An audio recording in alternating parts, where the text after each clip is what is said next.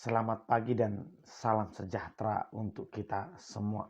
Bapak Ibu saudara terkasih, di pagi hari ini dalam masa-masa Paskah ini kita kembali berjumpa untuk mendengarkan firman Tuhan tentang kebesaran perbuatan Tuhan. Marilah kita berdoa.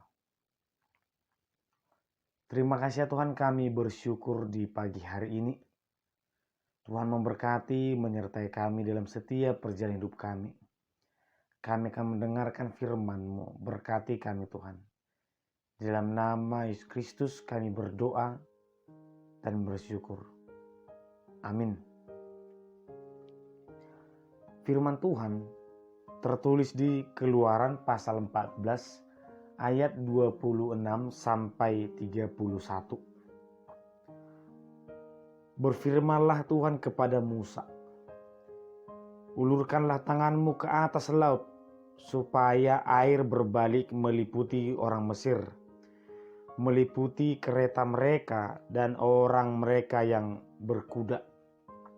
Musa mengulurkan tangannya ke atas laut, maka menjelang pagi berbaliklah air laut ke tempatnya, sedang orang Mesir lari menuju air itu. Demikianlah Tuhan mencampakkan orang Mesir ke tengah-tengah laut. Berbaliklah segala air itu, lalu menutupi kereta dan orang berkuda dari seluruh pasukan Firaun yang telah menyusul orang Israel itu ke laut. Seorang pun tidak ada yang tinggal dari mereka. Tetapi orang Israel berjalan di tempat kering dari tengah-tengah laut. Sedang di kiri dan di kanan mereka air itu sebagai tembok bagi mereka. Demikianlah pada hari itu Tuhan menyelamatkan orang Israel dari tangan orang Mesir. Dan orang Israel melihat orang Mesir mati terhantar di pantai laut.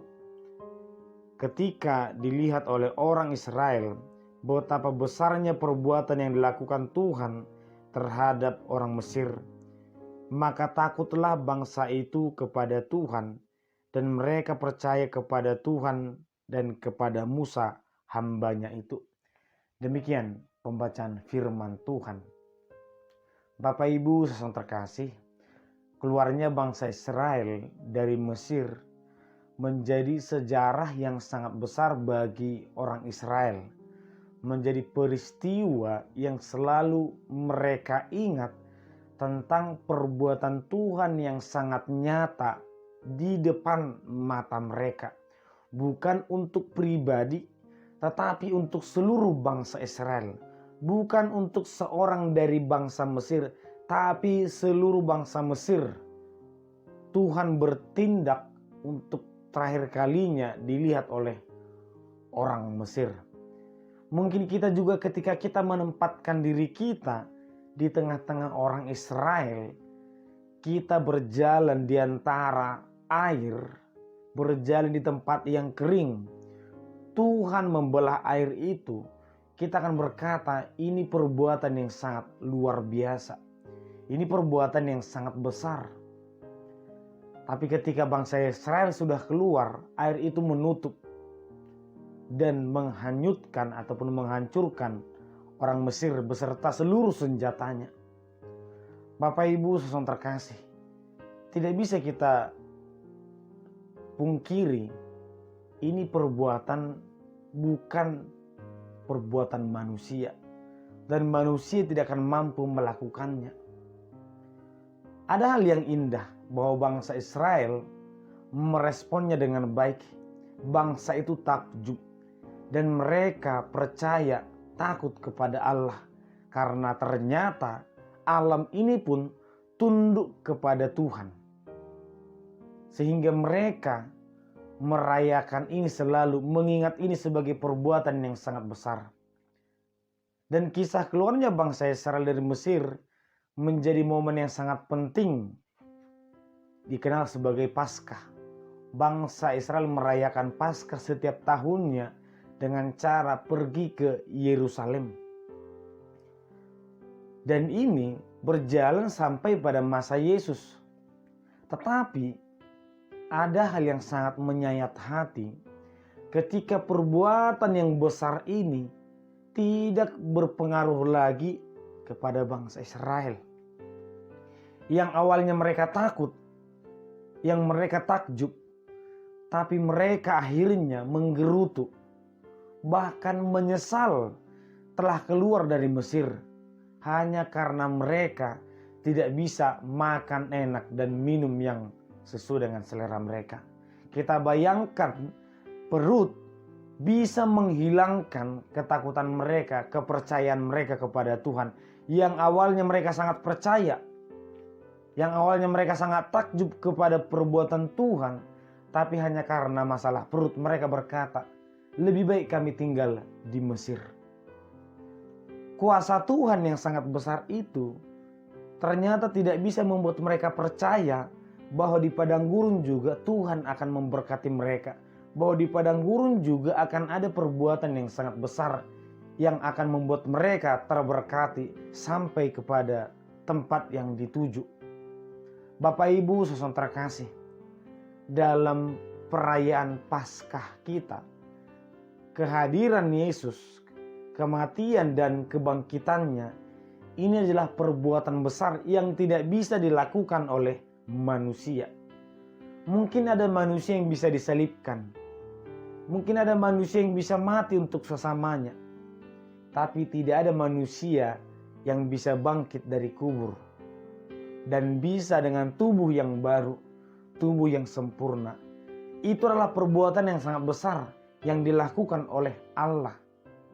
Sehingga mari kita juga takjub kepada Tuhan, takut kepada Tuhan, percaya kepada Tuhan bahwa Tuhan berkuasa atas kematian. Tidak ada yang ditakutkan oleh manusia. Namun mari jangan mengulang sejarah ketika kita bersukacita dalam perayaan Paskah, tapi kita juga mengulang sejarah bahwa kita mengabaikan penyaliban itu. Kita mengabaikan kebangkitan itu dengan berkata, aku ingin seperti dulu lagi. Aku ingin dengan kehidupan yang lama. Yesus sudah menebus kita. Yesus sudah memperbaiki kehidupan kita, memperdamaikan kita. Tetapi kita mengabaikannya dengan mengatakan, aku lebih butuh kekenyangan. Aku lebih butuh makanan. Aku lebih butuh kehidupan duniawi daripada apa yang diberikan oleh Yesus. Bapak Ibu saudara terkasih, kedua perbuatan ini memang sangat besar tercatat dalam Alkitab. Dan bukan tentang satu orang saja, tapi seluruh manusia. Mungkin jika kita menggambarkan atau membandingkan ke dalam diri kita, pasti ada perbuatan yang besar yang untuk diri kita sendiri. Tapi meskipun itu tidak ada seperti besarnya yang tercatat dalam Alkitab, seperti mujizat yang sangat luar biasa. Tetapi mari jangan membandingkannya dengan apa yang kita rasakan. Bahwa sebenarnya ketika Tuhan memberikan kesehatan, berkat, ataupun bisa berkumpul setiap tahun, penyertaan Tuhan setiap hari, itu juga perbuatan besar dalam diri kita yang membuat kita juga harus takut, takjub, dan percaya kepada Tuhan bahwa Tuhan juga akan memberkati, menyertai kita dalam perjalanan hidup kita. Sehingga tidak harus peristiwa di Mesir, tidak harus peristiwa kebangkitan atau mujizat yang dilakukan Yesus sehingga kita berkata Tuhan itu ada, Tuhan itu berkuasa, Tuhan itu adil. Tetapi apa yang kita rasakan itu sudah cukup menjadi alasan bagi kita untuk selalu bersyukur. Kasih Tuhan itu setiap hari sudah bisa menjadi alasan bagi kita untuk berkata, terima kasih Tuhan, Engkau adalah Tuhan yang luar biasa. Bapak Ibu saudara terkasih, mari bersyukur untuk setiap yang kita rasakan setiap hari. Bersyukur untuk penyertaan Tuhan, untuk perayaan Paskah yang selalu kita rayakan. Dan mari jangan mengulangi kekecewaan yang pernah terjadi, tetapi tetaplah bersyukur karena kasih Tuhan itu kekal, karena penyertaan Tuhan itu tidak hanya sekali, tetapi berjalan terus ke depan selama kita hidup. Selama itu penyertaan Tuhan masih ada. Selamat Paskah untuk kita semua. Tuhan memberkati. Kita berdoa. Terima kasih Tuhan, kami bersyukur di pagi hari ini untuk penyertaan dan berkat Tuhan. Berkati kami selalu Tuhan dan tuntun kami untuk tetap melihat kebesaran Tuhan dan hanya tetap bersandar kepada Tuhan. Terimalah doa kami dalam nama anak Yesus Kristus. Kami berdoa dan bersyukur. Amin. Anugerah dari Tuhan Yesus Kristus, kasih setialah Bapa dan persekutuan Roh Kudus kiranya menyertai kamu sekalian. Amin.